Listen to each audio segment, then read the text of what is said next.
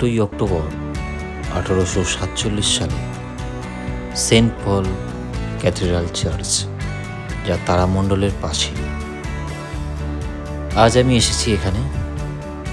সত্যি এক অসাধারণ অভিজ্ঞতা।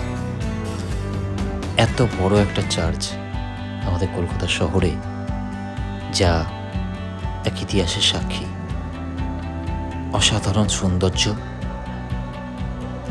মুগ্ধ হয়ে যাবেন দেখলে।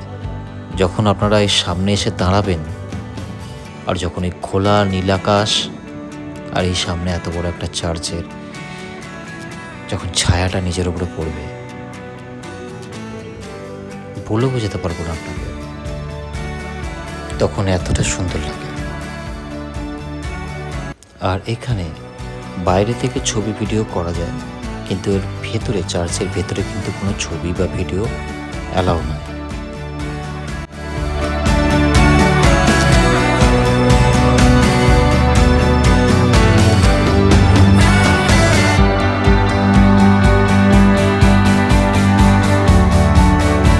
ব্রিটিশ আমলের এই চার্চটি তার গোথিক স্টাইলের আর্কিটেকচারের জন্য খুব বিখ্যাত।